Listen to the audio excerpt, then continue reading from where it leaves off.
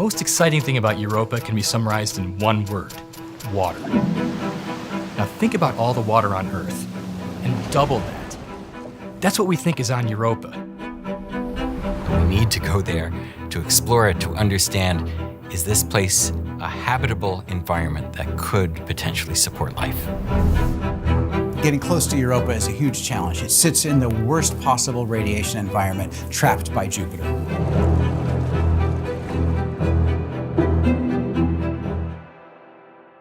Europa is a moon of Jupiter, about the size of Earth's moon, which has an icy surface that probably hides a subsurface ocean.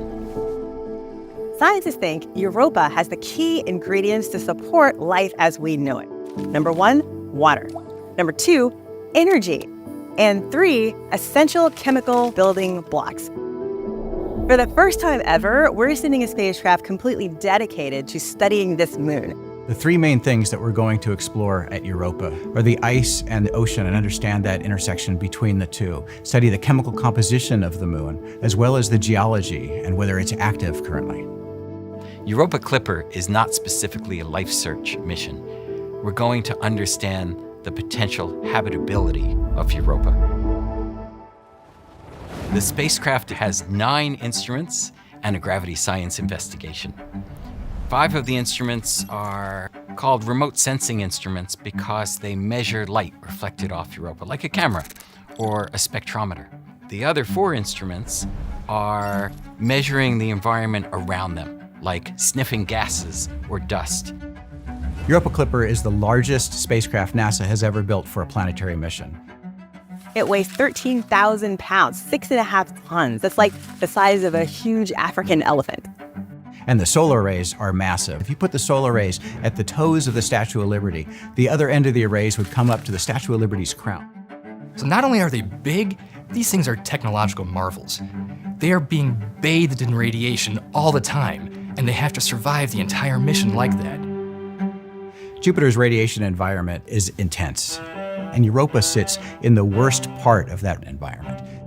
Jupiter acts like a giant particle accelerator. There are charged particles trapped in Jupiter's magnetosphere that rotate with it.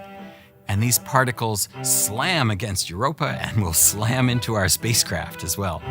We protect the spacecraft in 2 ways. Number 1, we try to minimize the amount of time we spend in there, which is why we are orbiting Jupiter and just flying by Europa. The second way we protect against the radiation is by having an electronics vault that we put our computer and some of the other sensitive electronics inside, which is made of about 1/3 of an inch of aluminum.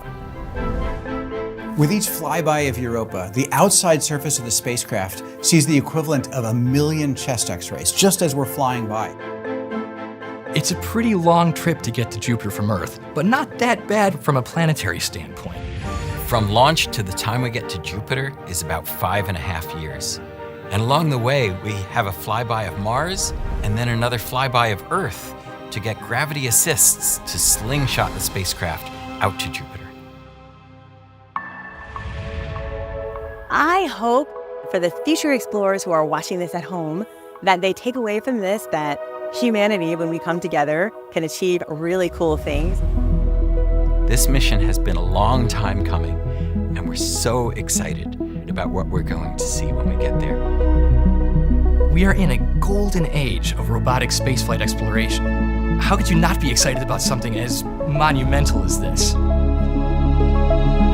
I am most excited about the potential to unlock the secrets of Europa, the potential to really understand this crazy world that exists and has likely existed in this condition for 4 billion years.